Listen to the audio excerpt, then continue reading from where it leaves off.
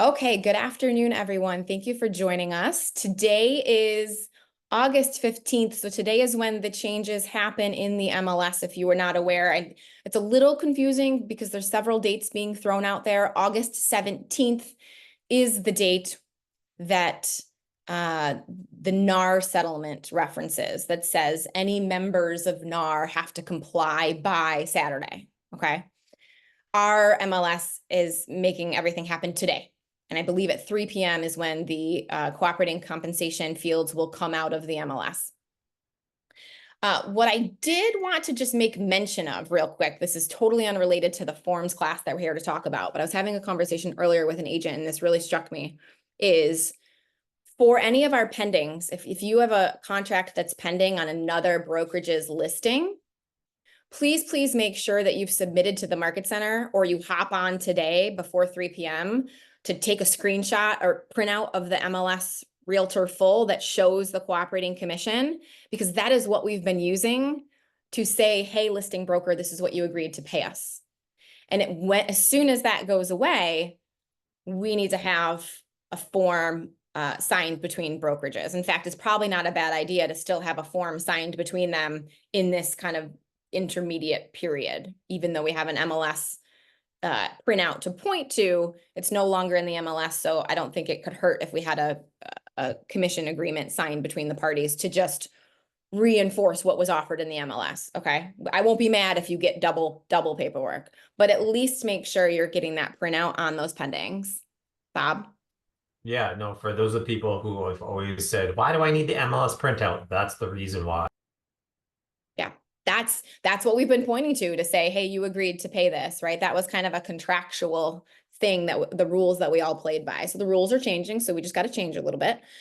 So just take an inventory of that. If you are writing offers, we have agents writing offers on properties that were listed today, listed yesterday. Negotiations are due next week. They're looking at the MLS, looking at what's being offered. That's going away today. So if you are showing any houses or writing any offers on those, print those out just as a point of reference. Yes, you can always call the agent, but it doesn't hurt you to just print them out and have it as a point of reference too. I also think that just because I wouldn't rest on that laurel, I still would call the agent, because just because it was advertised in the MLS today doesn't mean that that seller doesn't have the opportunity to change the way they want to approach it if they're getting new listing paperwork signed, right? One No, would I think assume, this, I really, sorry. sorry, Susan. I just think we need that for anything that you already currently have under contract with another brokerage, just to make sure. But like you're saying, anything that's showing today, 3% can be changed because of that. Yeah. And one would assume, right? Like if I had a listing going live today, what I would do, or yesterday, even if I had to get new paperwork signed, I first of all probably would have had them sign the new listing contract if they just signed it in the last couple of days. But if they're signing a new contract, I'm explaining to them that this is the way we've been marketing it. Would you like to continue to market this way, or would you like to pivot, and explain the pros and cons to that? Hopefully, I set them up for success to know that if we do need to do a new form, we can still represent the same information. It'll just look a little different. Jen, no. If you have a pending deal, we just want that so we can say, if they try to come back to us and say, no, we don't agree to pay commission for this, we have proof that they advertised your pending deal as 3%, 2.5%, whatever it may be. That's why we're saying that. Yeah, thank you for clarifying. So Jen, to that point, that's exactly why the paperwork that's submitted to the Market Center with your commissions packet, that's why that's there. We haven't had to have broker to broker agreements because the MLS was that vehicle to communicate what was being offered.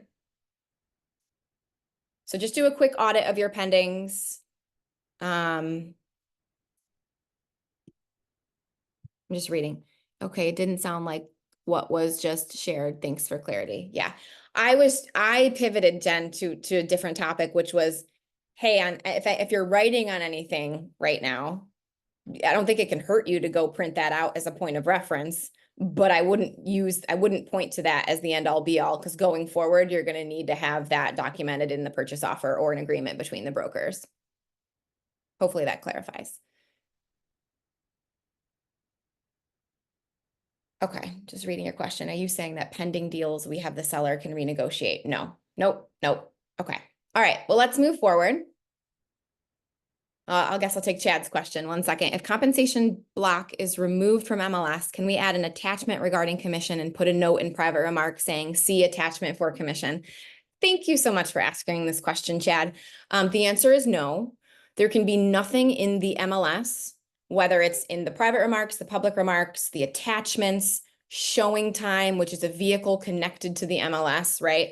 That references commission in any way.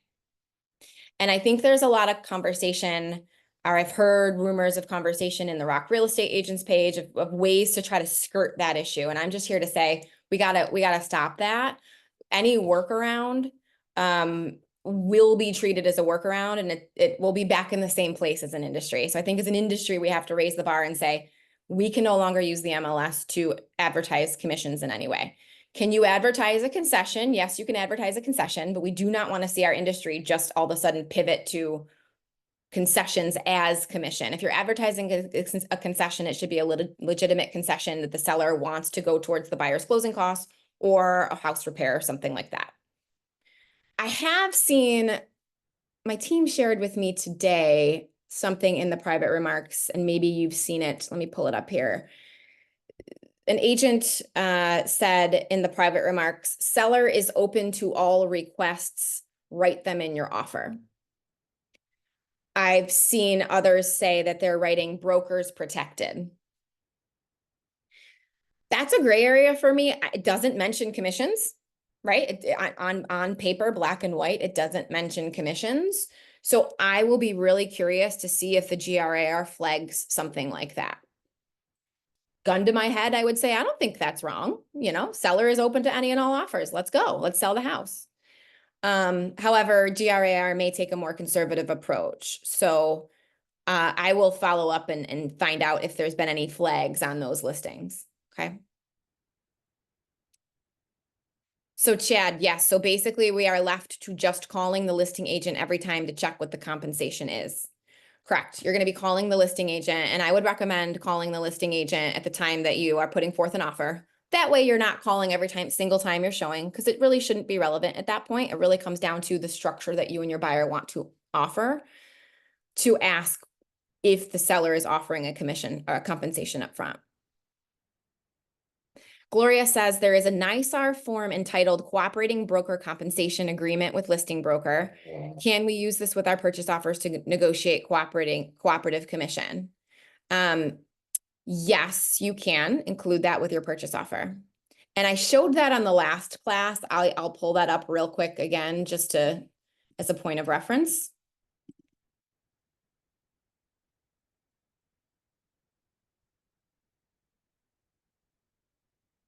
Just looking for my folder here. Okay.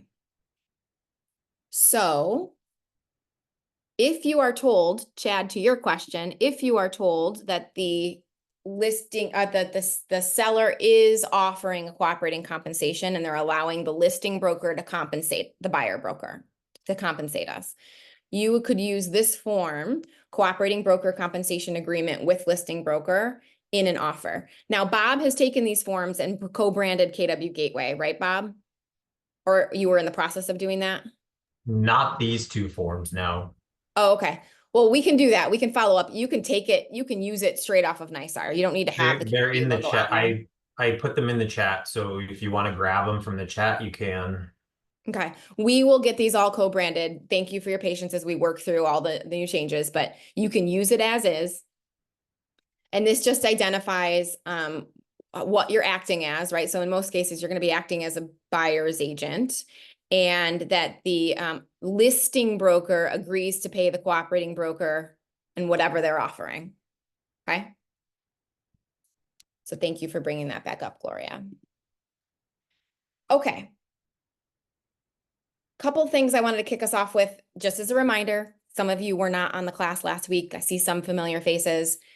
There probably will be more forms changes, so we're just encouraging everyone to stay fluid in this time, stay connected, take as many classes, get in as many of these conversations as you can, because it's the agents that are educated on the forms and the changes and can speak to their clients with confidence that will prevail ultimately in this time. So just stay connected, stay plugged in.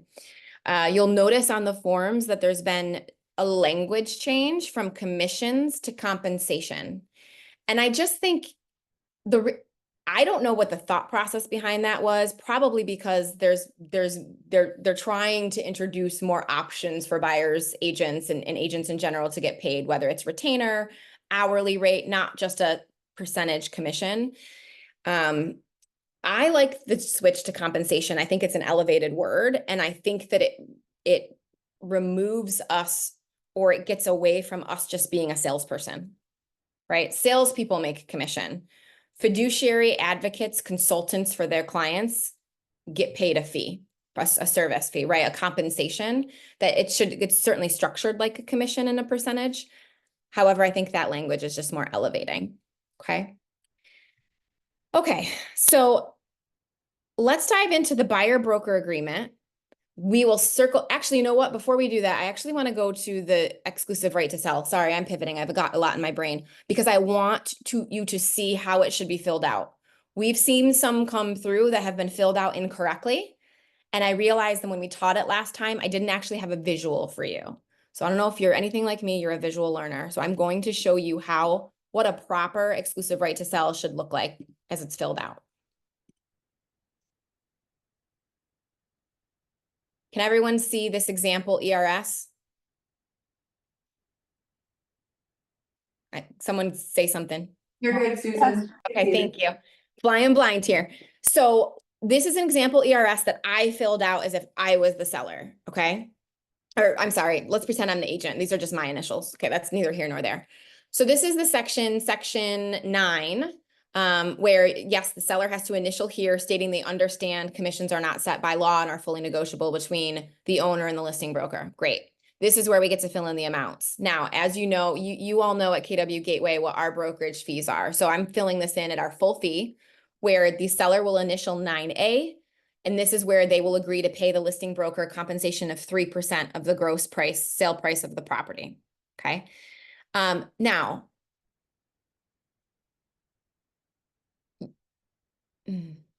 I'm pausing here because every time I teach this class, I think of another little loophole or another thing, is that technically which says gross price, but a lot of times we negotiate net price. So just be mindful of that when you're negotiating in your offers, that if there are concessions, when you're representing the seller, you're writing in that any compensation paid to buying broker is based off of net price.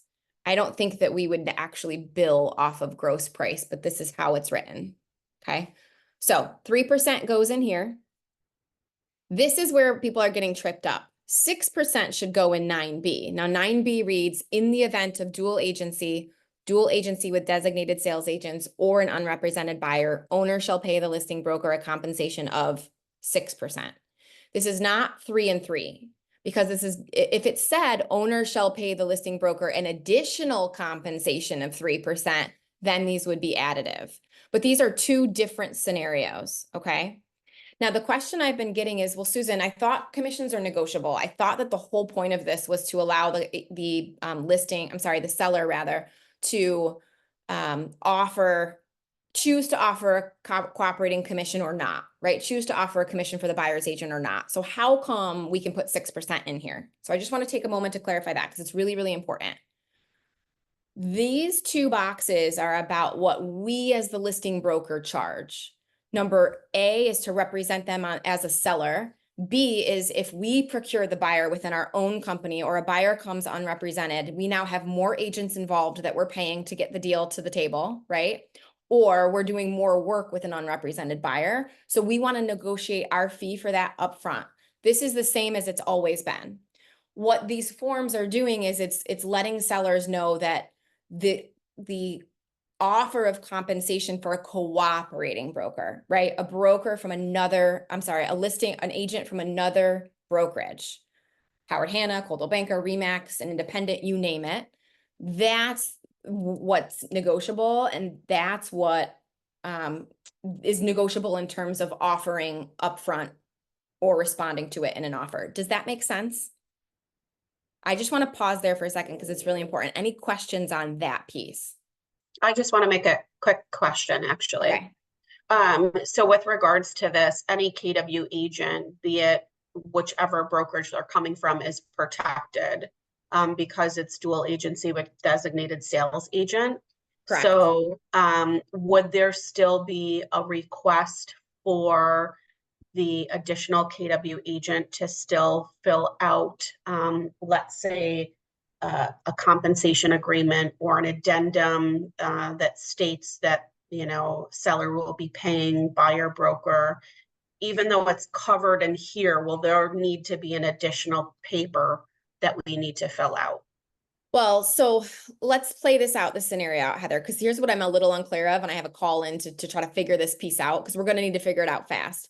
Yeah. Is let's say I'm looking at the boxes. I see Fran King and I see Heather right now. Hi, ladies. Let's say Fran King has a listing. Okay. She signs the paperwork as such. The seller agrees to pay 6% in the event of dual agency with designated. Heather, you bring the buyer. Okay. Yeah. So we are now in a dual designated situation. The seller has agreed to pay 6%. You have a buyer agreement, right? And you have a buyer agreement, I'm just gonna say for 2.5, just to kind of give a difference here, right? I know you are full service and you go for your full fee, but you've got a 2.5%. We have an agreement with the seller to pay us 6%. We have the buyers agreeing to pay you 2.5, and technically, we cannot be paid more than the buyer agrees to pay us. So my question that I need to figure out, and I don't want to confuse everyone on this call too much, but I need to figure out, are we allowed to collect the full 6 as a brokerage, or we are only allowed now to collect the 2.5, and we have to figure out what to do with that extra 0.5 point? I believe the latter. I believe it's the latter. Okay. Yeah. Yeah. Where that percentage would probably go back to the seller unless it was otherwise negotiated to go to the buyer. Okay. So as these things come up, please bring them to me, because these are little scenarios that we're thinking of that, oh man, I didn't think of that. I didn't think of that. Well, and then this could, in that situation, being that 2.5%, that could actually get changed to 5.5%, and then seller initials it, understanding that he's then saved that 0.5%, essentially. Yeah. But as far as another addendum, we're not sure right now at that point. This should cover it, in my opinion. Yes, agreed. Okay. And I don't think there can be too many addendums at this point of change, at this time of change, as long as they don't conflict with each other. Of course, of course. Okay, thank you. You're welcome. The other thing I'll point out here is that some agents have asked, hey, I run a team. Every once in a while, if we sell it within the team, we'll do a discount. Or if I'm a dual agent and I represent both sides, I offer a little bit of a discount as like an incentive, because I don't want to discount my full commission, but I do give here to show a benefit to working with me. What I would suggest in that case, to keep it simple for now, is just cross out dual agency here, and then write the same language in down here. In the event of dual agency, owner shall pay the listing broker of X. Just use the other for that. Okay. Hey, Susan, Jen has a question. Perfect.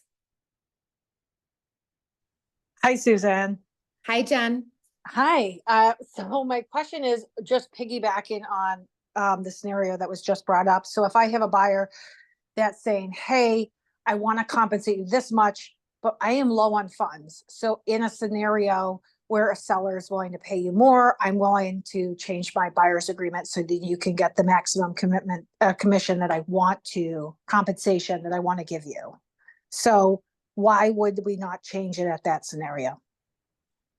So yes, you can. I want to be careful to make sure we pause and really understand the why behind it. And this situation you just described, Jen, I think is actually valid, absolutely valid, not actually valid. You're always valid, but I think that situation is absolutely valid in the sense that you had an open dialogue with your client about what they were able to do and how much they want to pay you.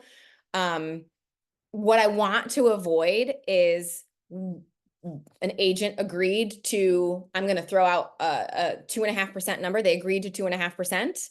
The seller is offering 3%, and that agent doesn't clearly walk their buyer through what that means. So let's say there's another broker from, we're going to say broker A, right? Not KW, is offering 3%. You have a signed 2.5% agreement with your buyer.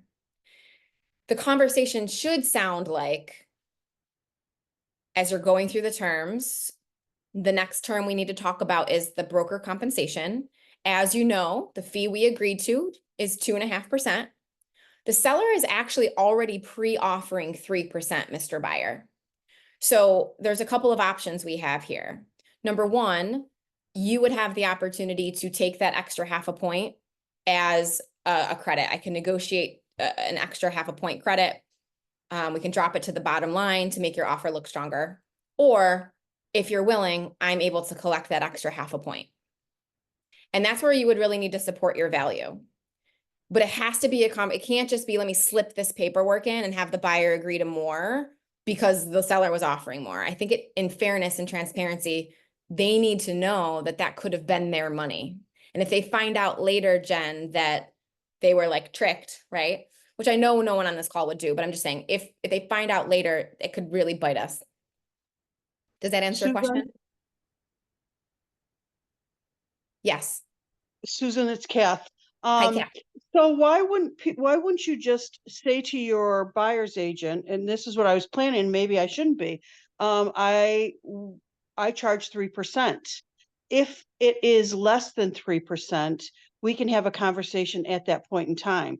That way you don't have to worry about going back to them and saying, can I have that other 0.5% or can I have that other percent? Yeah, that's the better approach to do it, Kathy, for sure. It's the same thing when you're meeting with a seller that wants to negotiate your commission down up front, where you say, you know, if you out negotiate me right now, you just hired someone to negotiate for you that you out negotiated, right? Oh, by the way, I reserve the right. I reserve the right when we get into negotiations, if needed, to bring money to the table. But if I negotiate that with you now, we won't have that opportunity later. So that's the better way to do it, Kathy. I encourage everyone to go for your full fee. Yeah, 1000%. Yeah. Okay. Yep. Okay. Yep. I was just sharing that in the case, if for some reason they didn't, and there is an opportunity to get more, you just got to be really careful with making sure that the buyer is fully aware of what their options were before they sign a new agreement. And I think there's been some dialogue in the industry in general, kind of flippantly, just to say, oh yeah, just get a new agreement signed, like no big deal. It actually is a big deal, which is exactly why what you're advocating for, which is to charge your full fee up front, is, in my opinion, the best way to go. Now, could you,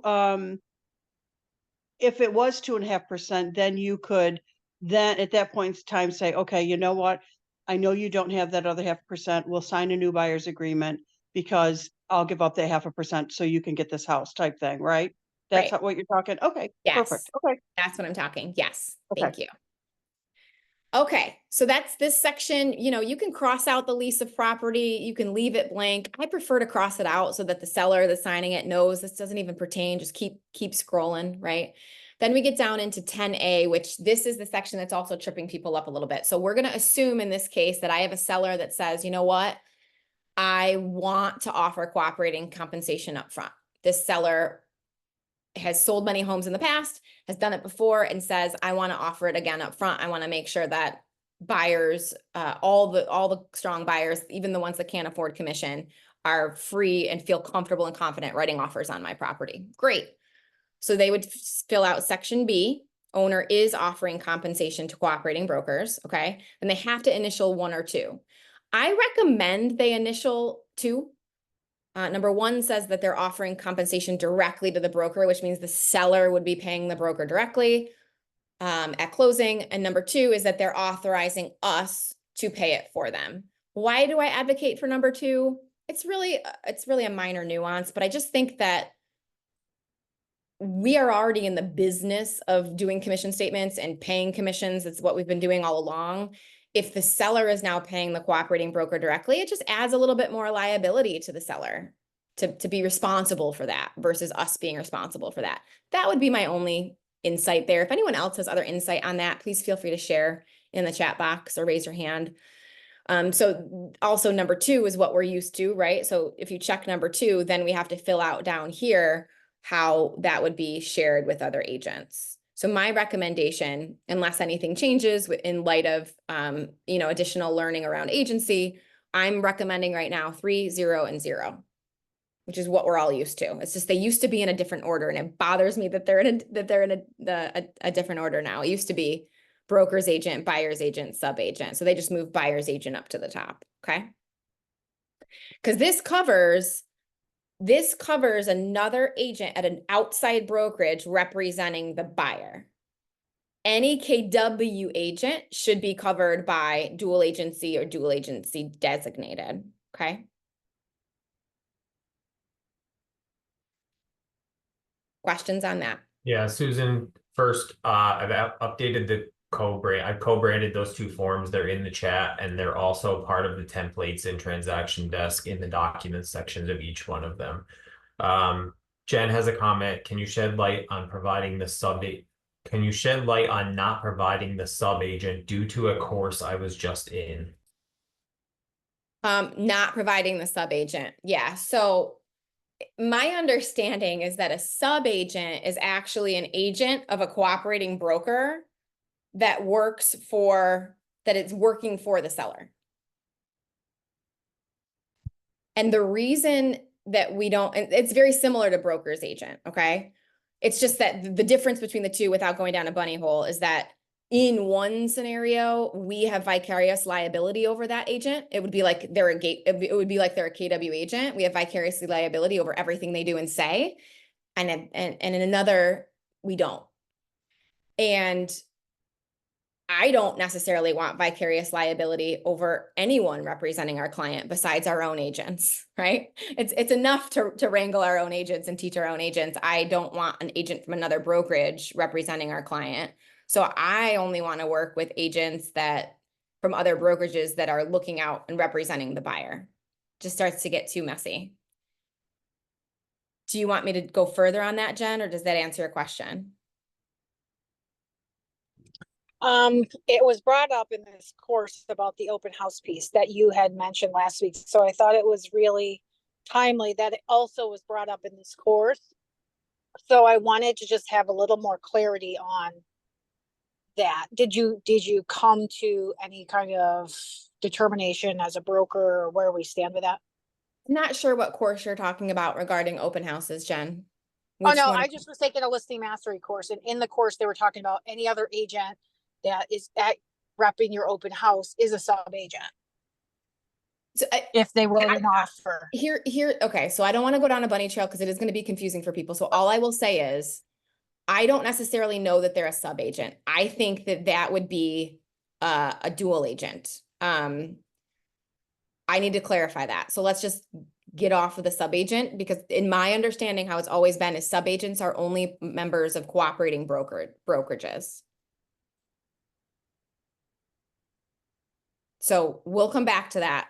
I just don't want to overcomplicate it. I want our agents to understand these forms, and then we'll move forward with more clarity on agency if there's any changes to be had. Okay.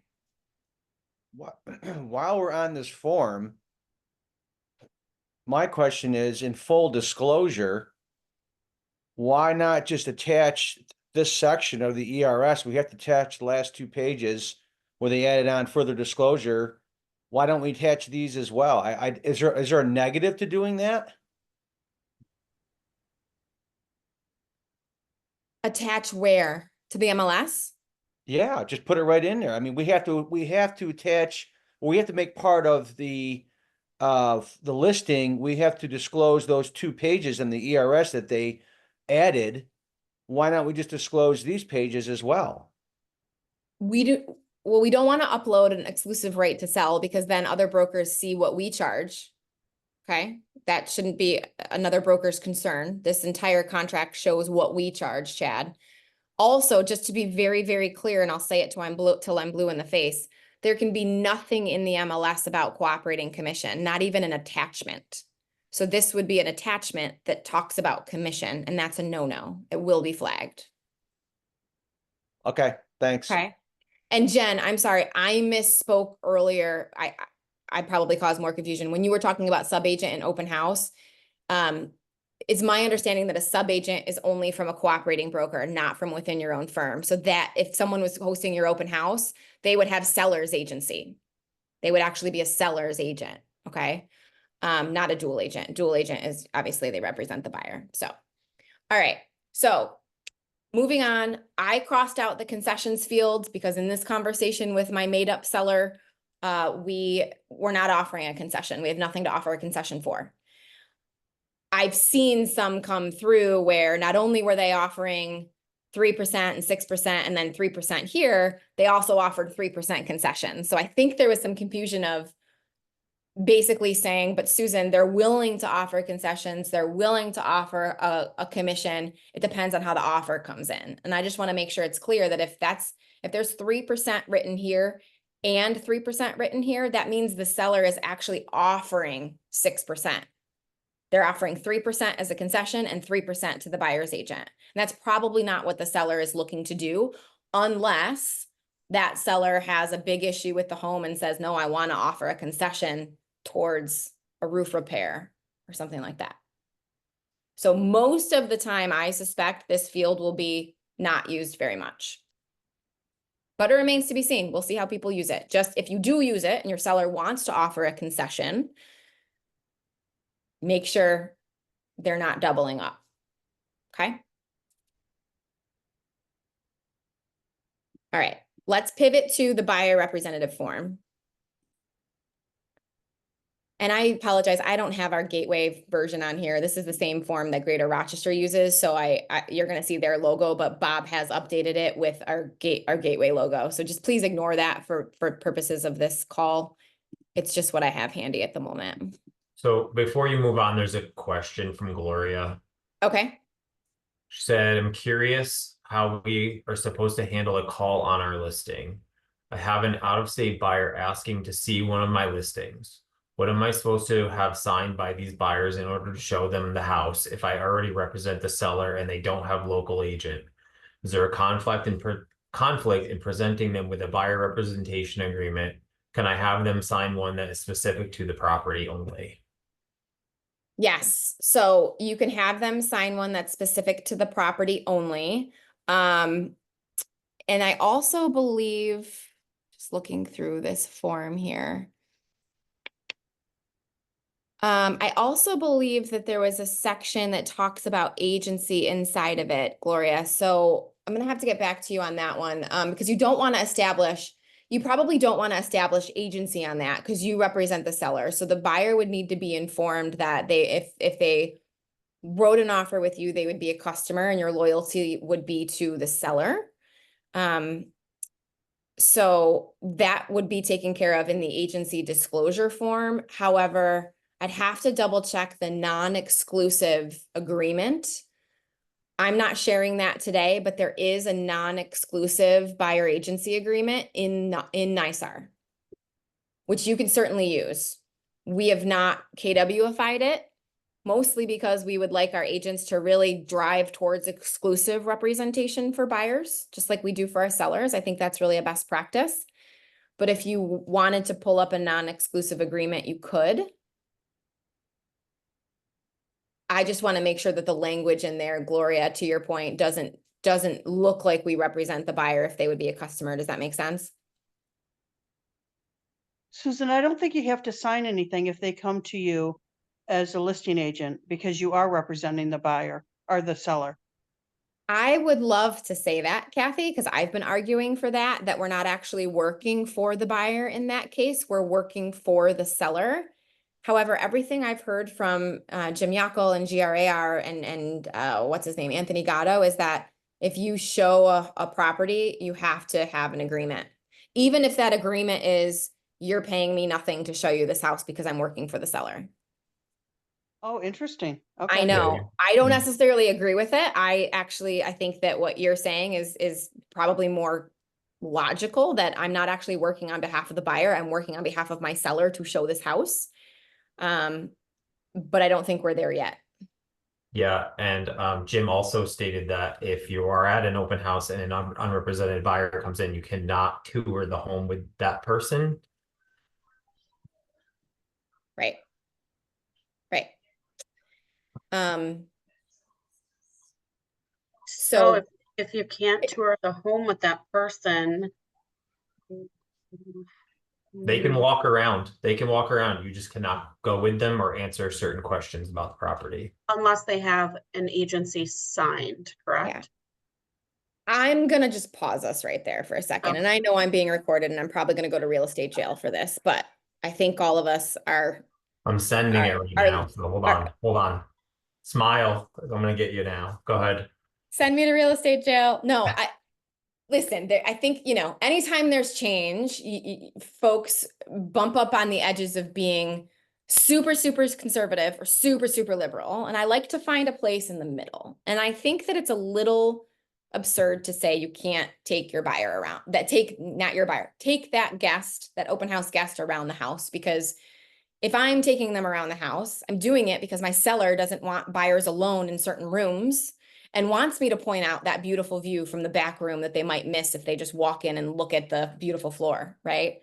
So I don't want us to get stuck on that. I want us to just get real clear about who are we representing and how do I make sure that they're aware of that? So maybe you consider adding signage to your open house of who you represent, right? We already have the fair housing signs, but who do you represent? That way it's very clear. And if they want to have more substantive conversations and schedule a consultation with you to talk further, at that point, get the form signed. And I'm probably gonna get a slap on the wrist from Jim for that one, but I just don't know that it's actually practical to not show the house around on behalf of your seller. I don't disagree with you, and the only reason I bring it up is so everyone is aware of it, just in case there's somebody out there testing Yeah. what's Yeah. going on. Yeah. Good point. Good point. Okay. So let's pivot to the buyer agency agreement, exclusive right to represent. In the past, you've seen either a 2-page form that GRAR published, right? Or a 1-page form that I had published at our brokerage. GRAR has taken their 2-page form down. They are not touching this with a 10-foot pole. They want to see how the chips fall before they are willing to publish another form. So we have the NISAR form that you can use. You can absolutely use the NISAR form. It covers all the same stuff. This form, I think, is just a little prettier. It's put together a little nicer. It has a few extra things. So I think it's more visually pleasing. And when I'm walking a client through something, I want to be able to navigate it with ease. To me, the NISAR one's just a little bit more cluttered. But you do you. Both of them are approved. And as a brokerage standpoint, especially the NISAR one being fully reviewed and approved by attorneys, we're good. We've had attorneys' eyeballs on this one as well, so we feel confident in it. Now, this is the exclusive right to represent. There isn't, as I mentioned earlier, a non-exclusive version that NISAR offers as well. So we won't be looking at that one today. I just don't think we're going to have enough time.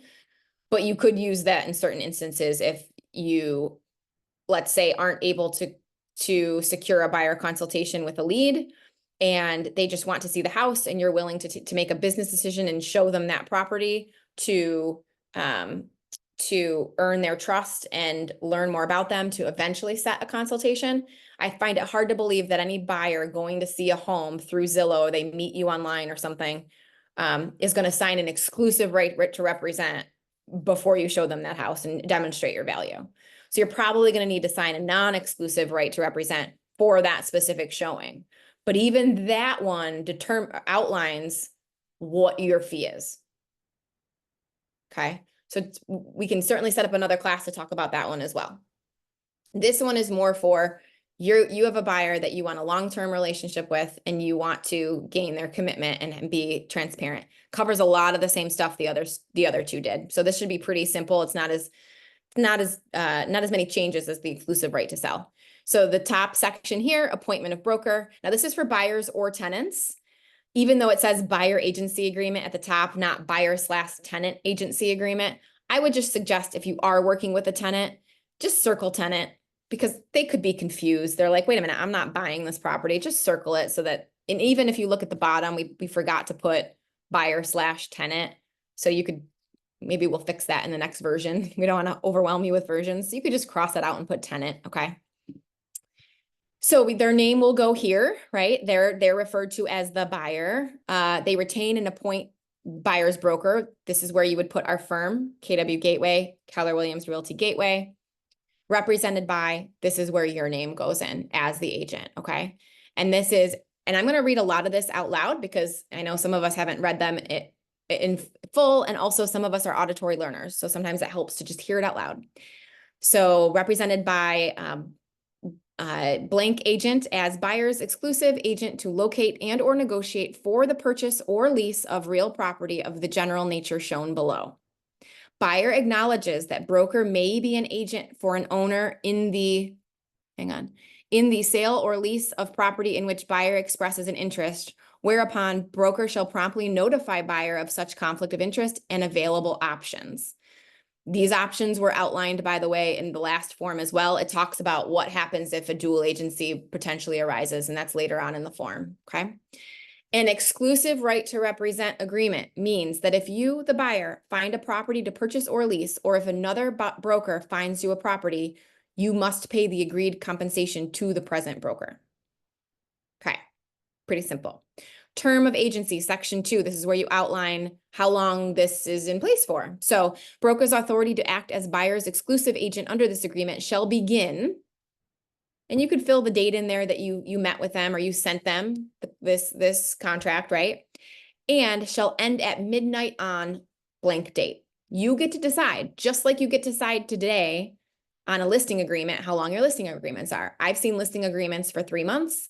I've seen listing agreements for 6 months. I've seen listing agreements for a year. I've seen listing agreements for 2 months.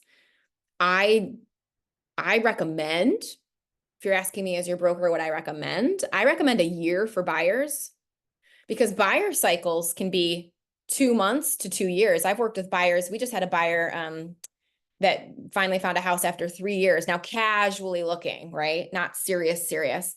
So another thing you might have to do or implement in your business is a way to track these dates.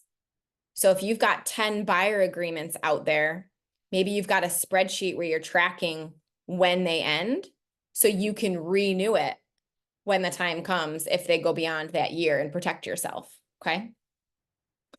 So you would fill that date in here, and then it says, or upon closing, I'm gonna zoom in case you can't see this, or upon closing of a property purchased under this agreement and payment of broker's compensation. So at closing, this ends, okay?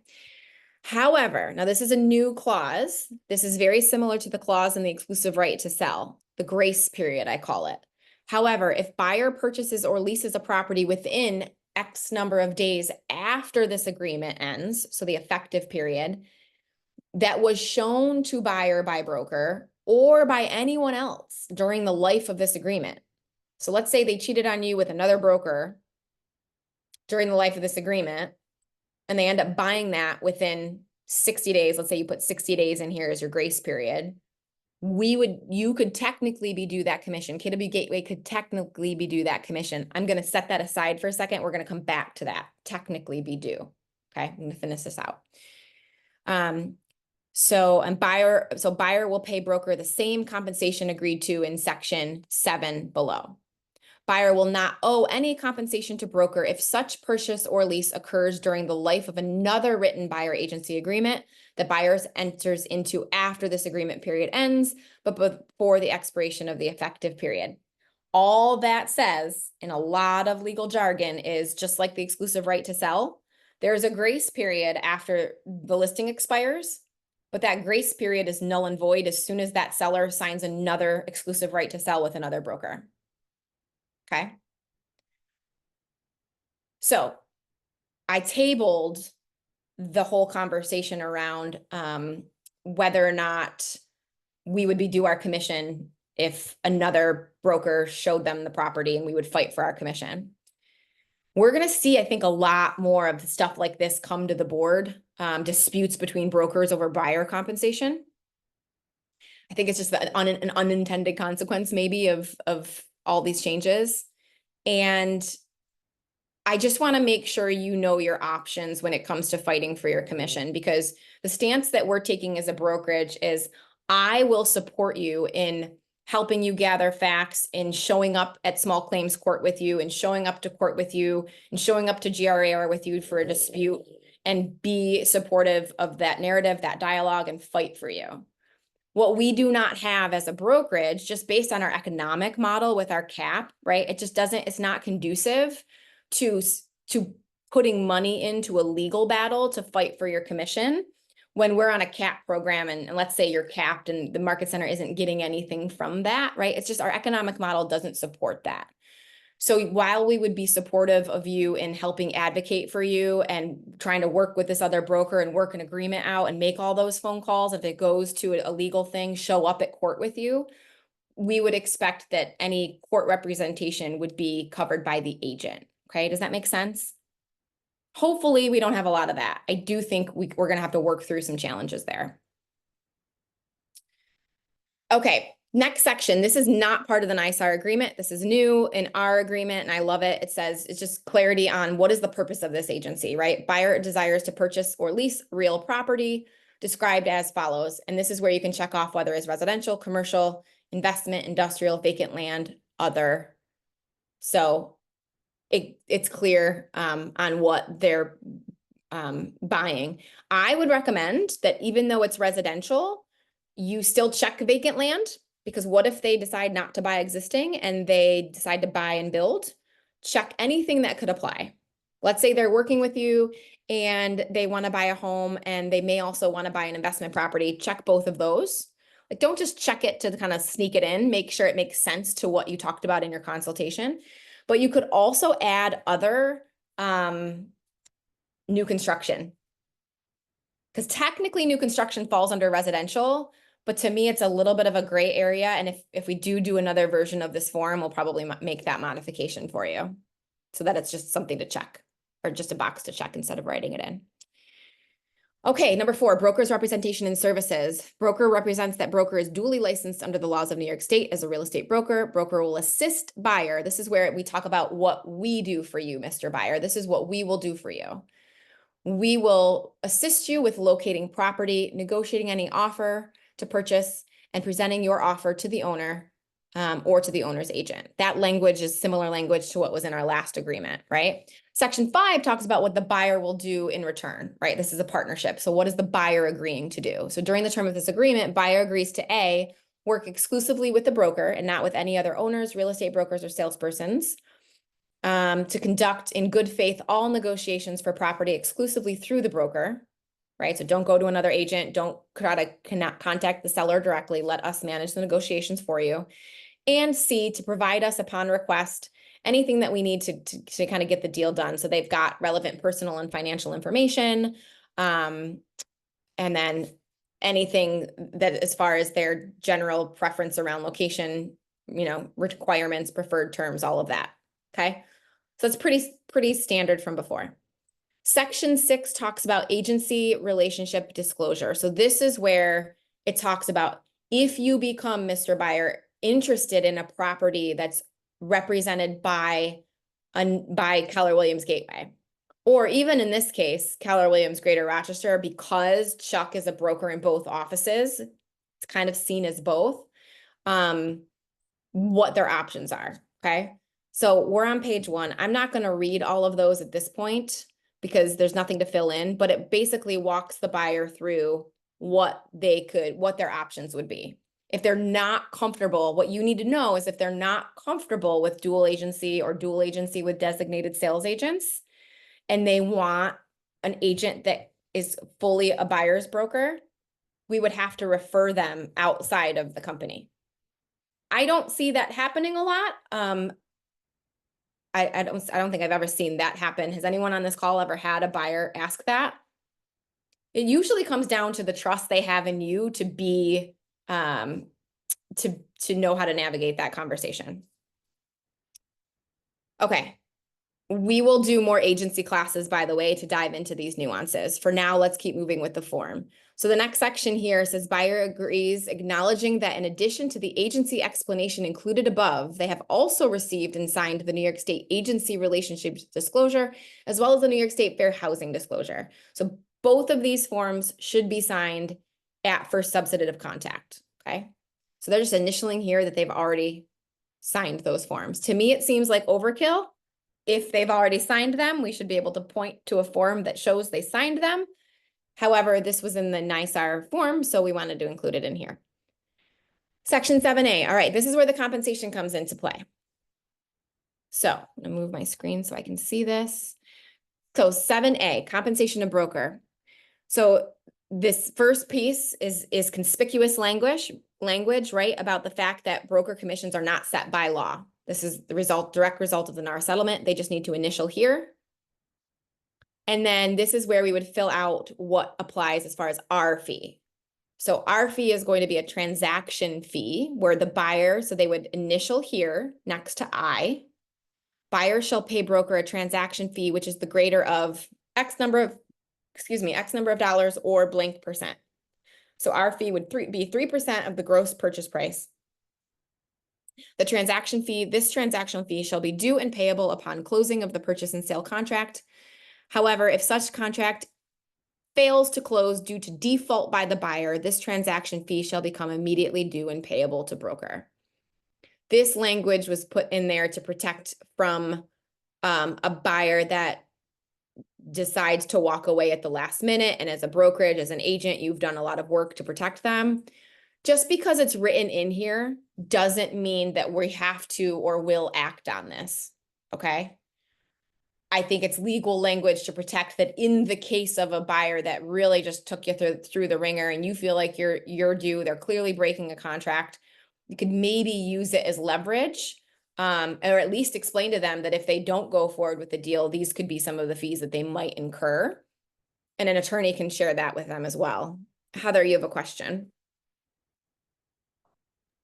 So if you are doing a lease for someone, and you were going to charge a flat fee, that would go into where the dollar amount would be. And then if you were charging something equivalent to 1 month's rent, it would be 100% of the gross purchase lease, the gross lease.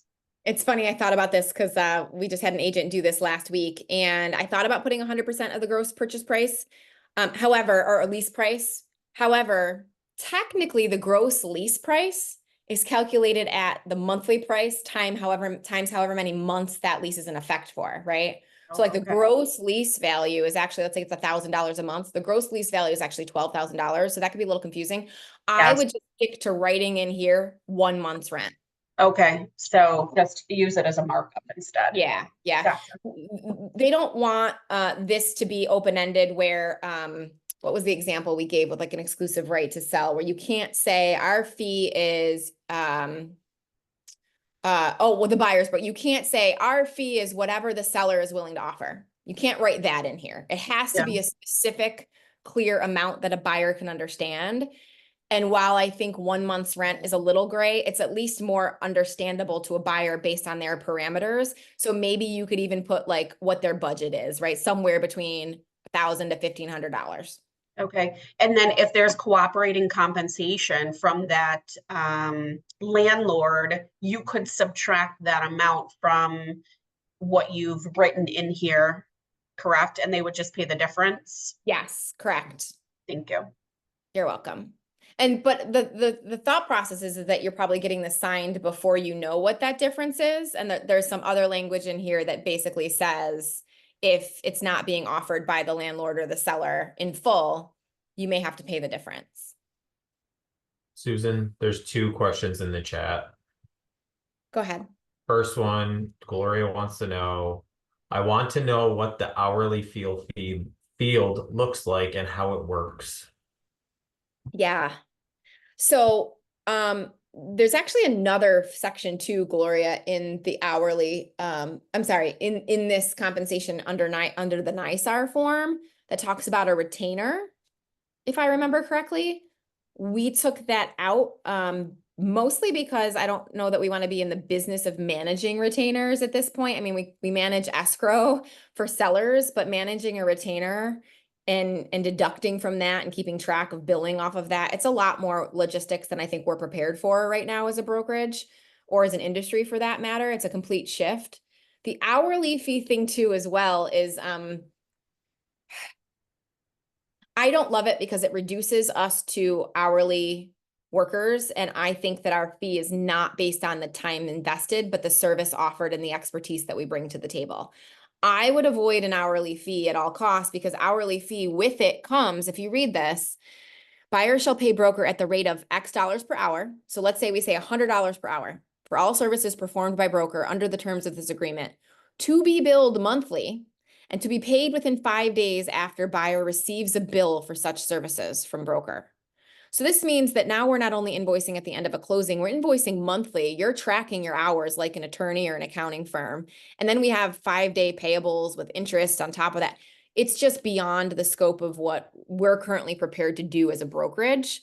And I don't like the tone that it sets. So I would encourage you not to use this. Maybe the situation I could see where you would use something like this would be if you were asked to do a BPO, a broker price opinion for to fight an appraisal or I'm sorry, to fight an assessment or something like that. Like someone just needs it for a divorce situation. They're not really planning on selling, but they hire you, Gloria, to do a BPO. Maybe you can do an hourly fee for that. It's not an extended period of time where you could be working on this project for months, but it's a consolidated thing. Okay. Any other questions, Bob? Yeah, the other one was based upon your retainer. Ramella asked, sorry if this was covered already. I was wondering about charging a retainer for services.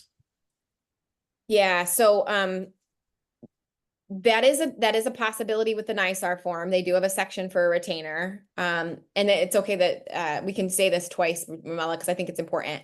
I just don't know that we're set up right now as a brokerage to manage that. Bob, what would your thoughts be on managing a retainer? I'd love to hear from you who manages all the financials.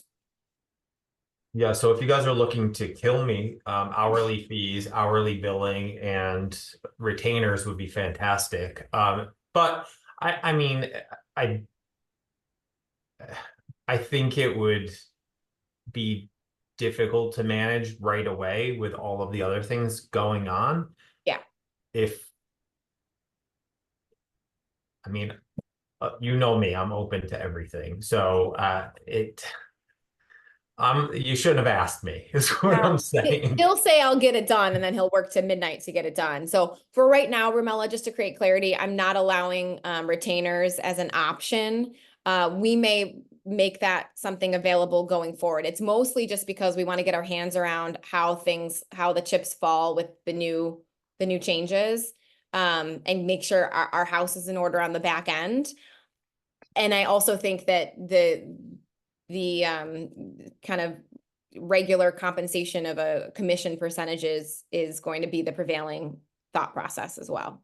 I mean, I guess just thinking about it out loud, it would kind of just be a separate escrow for buyers holding on to money for buyers while they wait to close on a property, right? Like, not super difficult to manage, just hairy and not sure like how that would work in the end. That's all. Yeah. I think the hourly fee is a lot more difficult to manage. Not impossible, but just 100%. difficult. The place that I could see, Ramella, to your point about the retainer fee, there is a place that I came across recently that I thought, man, this could be a great spot for a retainer fee. Okay. So if you have an opportunity and someone asks you and you want to talk to about it, like, come see me. We'll try to work something out. Okay. I'm just saying this form doesn't accommodate for that. But I was thinking about a buyer who, let's say they contact you and they're thinking of moving to the Finger Lakes. They're also thinking of moving to Maine, New Hampshire, or Pennsylvania because they have family in all 4 areas. And they have hired brokers in all 4 areas, but they're only buying one house. How excited are you to work with that buyer knowing that you have a 25% shot of actually helping them, right? If you're running around showing all these houses and they're like, oh, sorry, I ended up buying in Pennsylvania. Well, you can only split referral fees so many times if you referred them to other agents. So I could see a space where a retainer fee there could actually be something that might incentivize me to represent that buyer more, because now they're retaining me for services that if there's language in there that that retainer fee, you know, I'll keep track of maybe that's a non-refundable retainer fee. And then at the end, if they do buy a house with me, I will subtract the retainer fee from my 3% compensation, right? I could see a space where that lives. I don't think that's as common, but if you run across something like that, come see me, we'll work something out. Yeah, one last thing on that while we're talking, the one being transparent about it, the escrow spreadsheet that I have is attached to a property address. So it's more easily searchable for me to see it on the contract and know what the property address is. When we start talking about buyers, then you all would need to make sure you're updating me with a property address for that buyer so that I know what it links to. And then there's two more questions. Well, it's one question and then kind of an add-on. Okay. Stacy Whitback, for potential buyers who are receiving auto emails, is this considered substantive contact, or is that a property tour? Auto emails through the MLS, Stacy? She's saying for potential buyers who are receiving auto emails from the MLS. Yeah, I'm assuming that's what she means. Yeah, like they've got a search set up. I don't know that it's considered substantive contact because we're talking about when you're working for a buyer.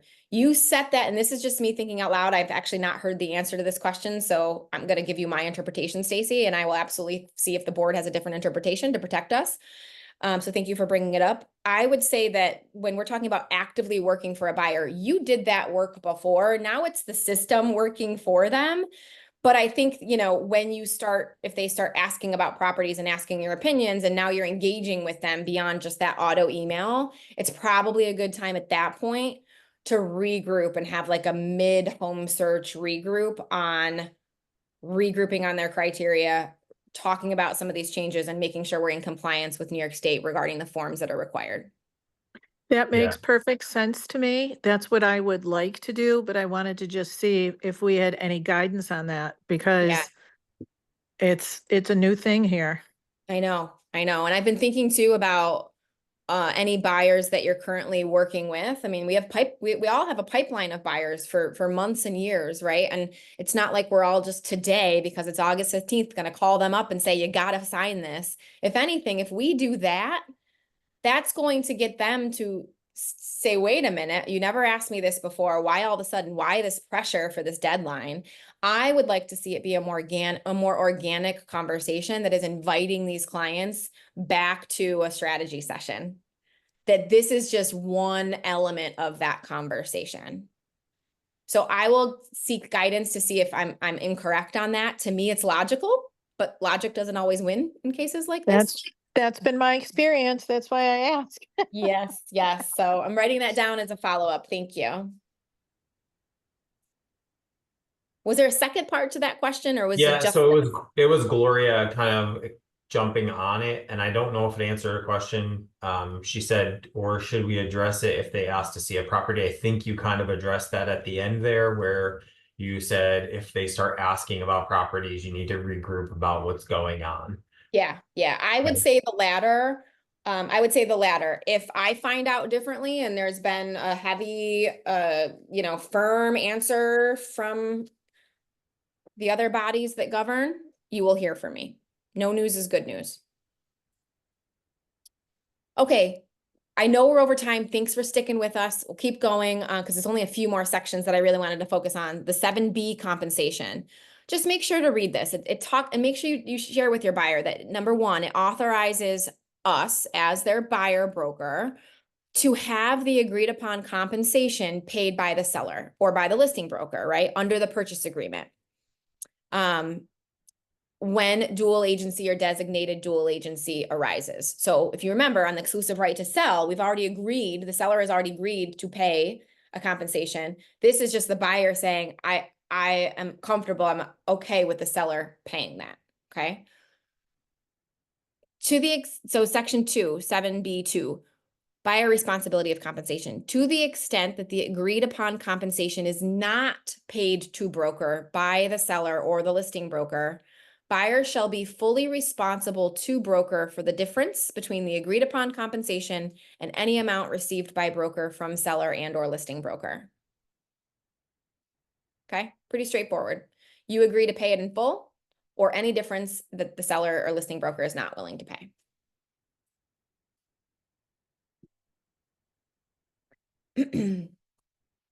Okay, and section 3, compensation when dual agency or designated dual agents exists. For transactions where the buyer and broker agree to dual agency or dual agency with designated sales agent, and the agreed upon compensation set forth in 7A that we just went over, right, is not offered to buyer broker by the seller or the listing broker, the buyer will then be obligated to compensate the broker the full amount of compensation. So I think what that's saying is if, let's say, in the listing agreement, the seller agreed to 5% for dual agency designated, and this agreement is 3%, the buyer would owe the difference. Okay. And then 8, 9, 10, 11, 12, 13, 14, 15, legal clauses. You see them in the exclusive right to sell. You've seen them in all of these contracts in the past. Talks about non-discrimination, the fact that we could potentially be working with other buyers looking at the same properties. If we want to terminate this contract, what could happen? So let's look at number 10 real quick, because that is a money clause. In the event this agreement is terminated by buyer prior to the time specified in section 2, so that the term, let's say you said, well, work with you through the end of the year, and they want to terminate it today, August 15th, for any reason other than broker's fault, then buyer will be liable for and will pay all damages and expenses incurred by broker, including without limit any compensation due broker in section 7A above.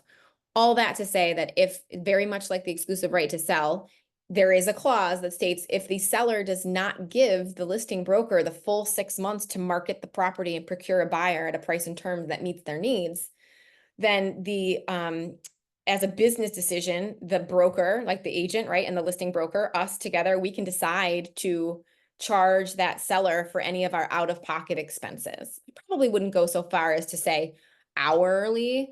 Our time, generally it's just what were our out-of-pocket expenses in terms of marketing, signage, video, things like that. And so it's this very similar clause here as well, as far as buyer.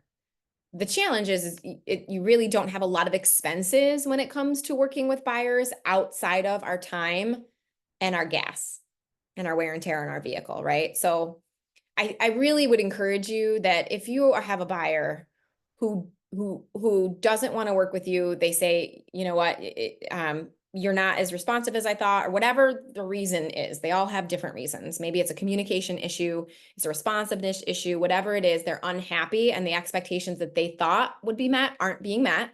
That's an opportunity for us to thank them for their feedback, ask if there's anything else we can do to improve, to try to keep that relationship, but then ultimately part ways and wish them well.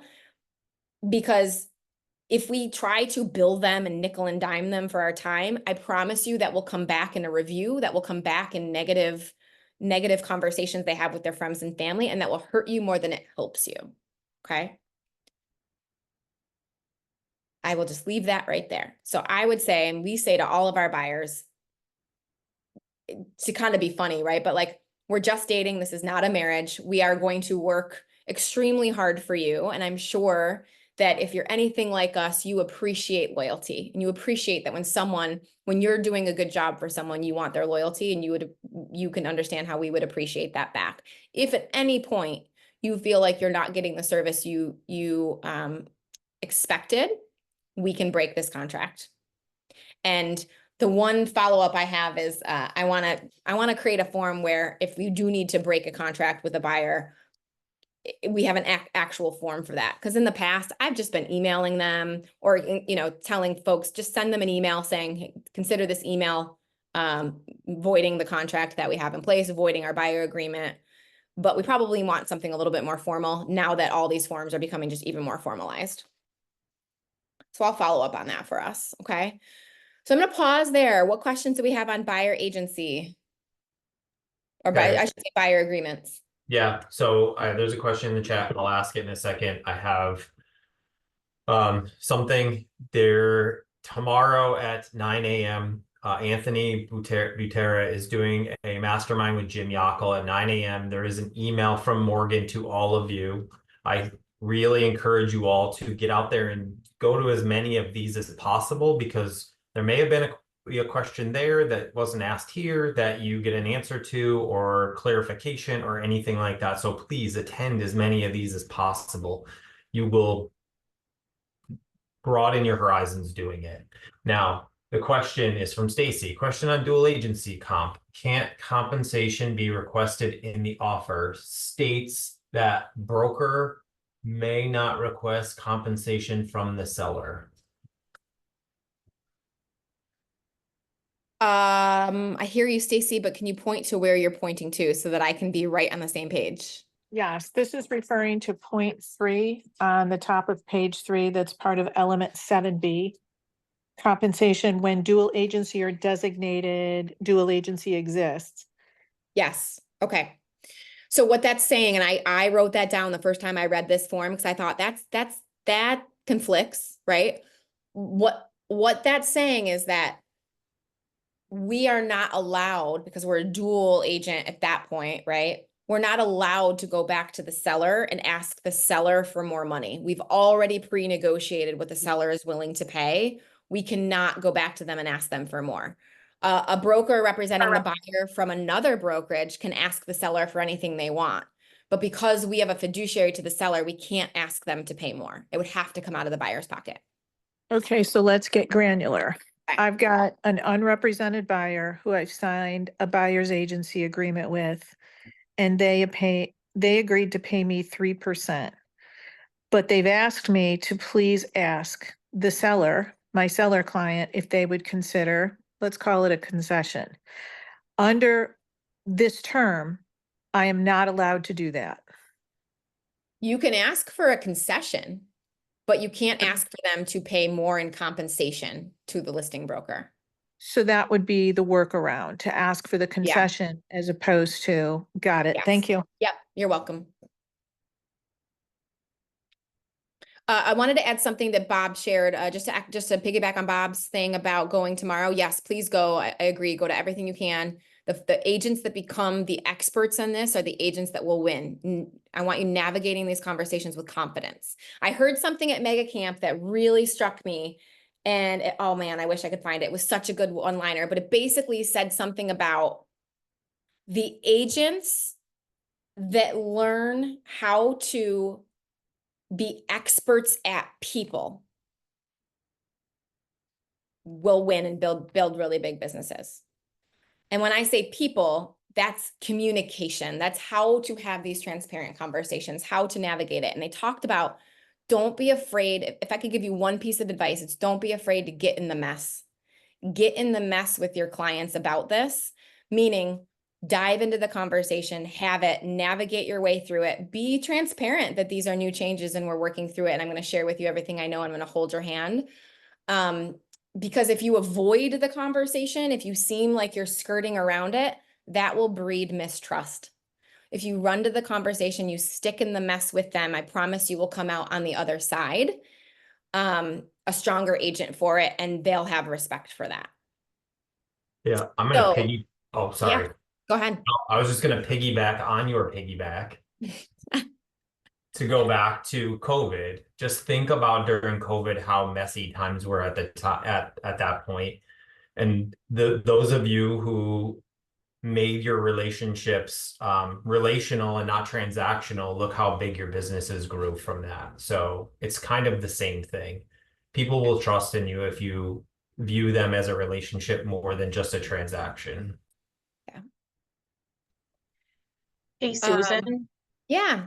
I know that Jess, I think her last name is Woon, maybe I'm Woons, saying. yeah. Yeah. Wounds. Yeah. So I know that I follow the other office, and they have like a Dropbox that has all these forms and things that she's been preparing for other agents to kind of help them through this. Is there a way that our office can utilize those drop boxes as well? I wouldn't utilize those drop boxes because those are their forms. And just to give you an example, the Greater Rochester office has taken the GRAR's exclusive right to sell and made changes to it. I don't necessarily think that those changes are changes that are, I think they're a little bit complicated and I don't want to introduce them to our office. I am in the camp that if the GRAR says this contract is good and the board of attorneys at GRAR reviewed this, then we should be able to use it. And they've Okay. just taken a little bit of a different approach. So I want to avoid confusion. That Okay. being said, Bob is working and our team is working on, and Bob, you can share more insight as to when it's going to be up, but we're basically taking all of our old forms down on our website and putting everything up on the website. So Bob, can you chime in here? So as far as old forms, I just linked the website to where you can find all of this stuff. It's in Keller Williams, it's KW Gateway NY, but it shows up Keller Williams realtygateway.com. It's an agent login and there's all the You know what? forms. I'm going to share my gateways- screen while you're talking, Bob. So keep going. I'm going to share my Yeah, screen. Do it's it. all gateway specific forms. We are working on the buyer partnership agreement. The new one is in there.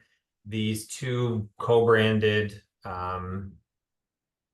the co-branded listing co-op forms will be in there by the end of the day today. There are commission agreements, logos, all of that. So you can see Susan is on Keller So you're Williams. going to go over here to agent login. Okay, Yeah. agent login. So sometimes if you've already logged into it, it should automatically let you in. If it doesn't, it's 1070 is the password, and then KW specific file she'll click. And here's a whole group of files that we have, and this will be continuously updated over the next, few days. But currently the buyer partnership agreement in there is the correct one. There's walkthroughs, there's questionnaires. The commission agreements are going to be reduced and changed because Susan and I have to go over them and see what we want to have in there, if anything. But the two co-op ones will be in there as well. The NYSAR co-op forms. Yeah. Correct. Yeah. Awesome, thank you. You're welcome. Thank you for bringing that up. I think we also talked about, and we'll work on it. I think we also talked about putting in a PDF in here of a PDF that will have links to things. And yeah, links to like the NYSAR videos, the GRAR videos, just like a one page where you can access all the links as you're learning. yeah, that is a work in progress. We're working on it. So thank you, Bob.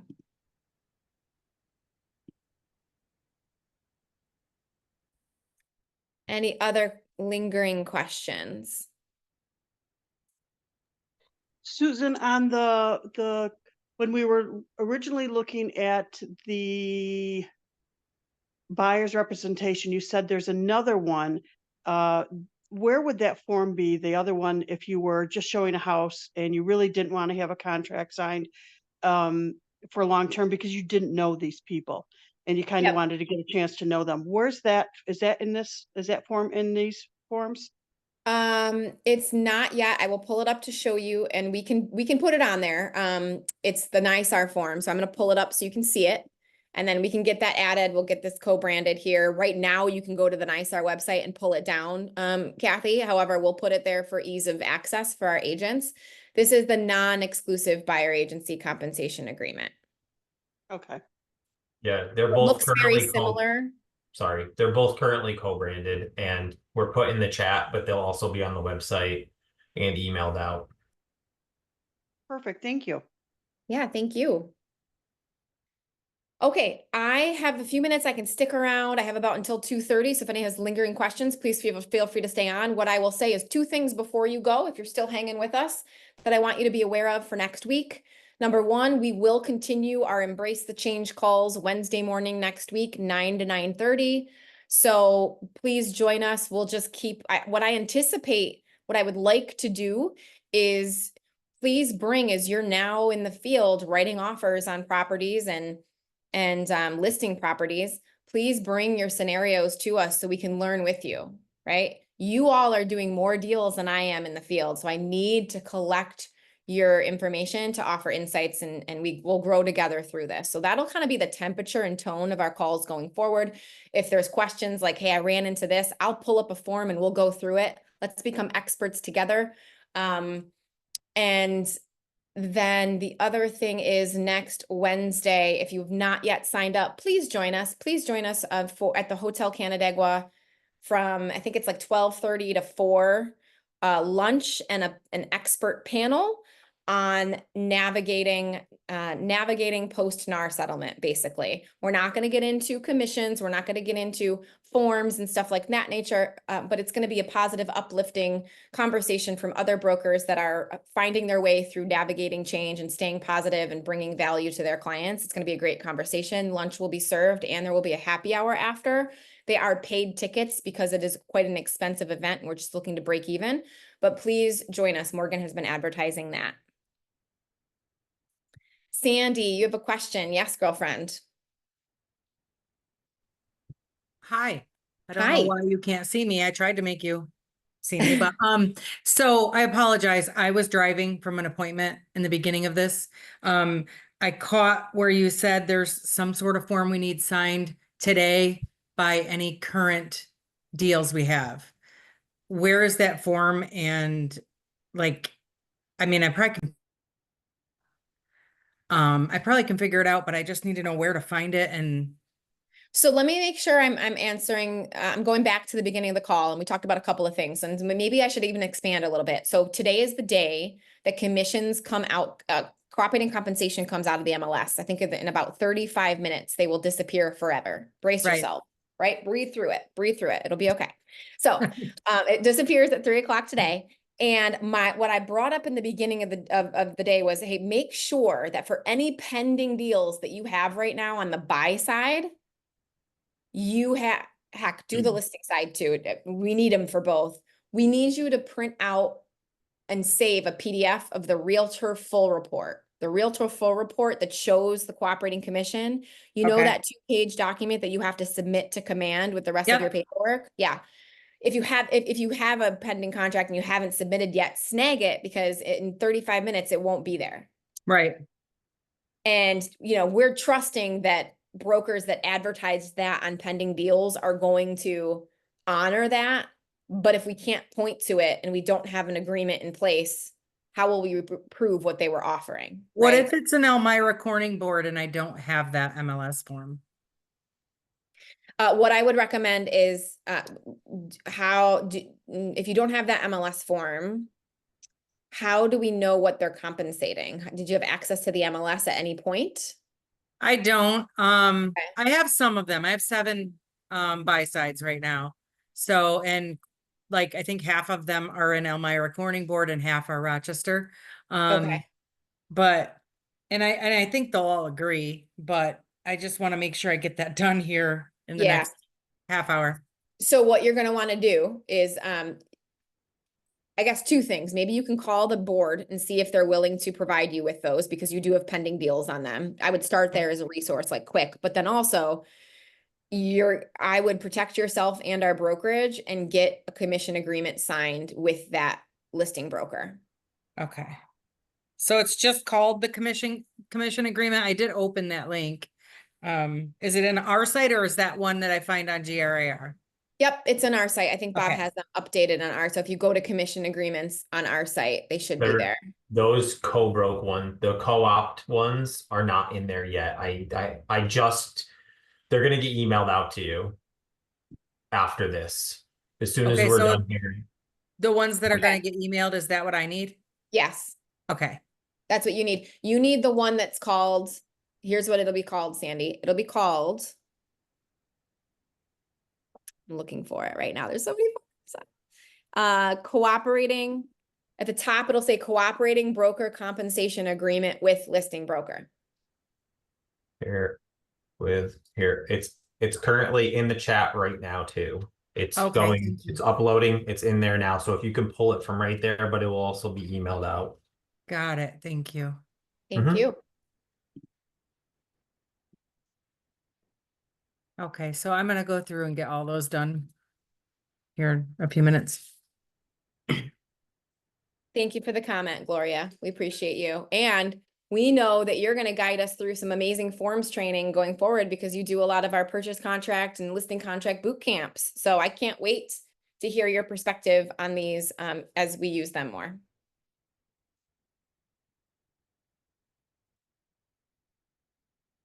Okay.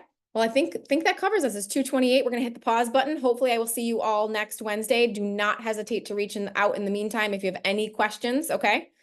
Thank you so much. Have a great one.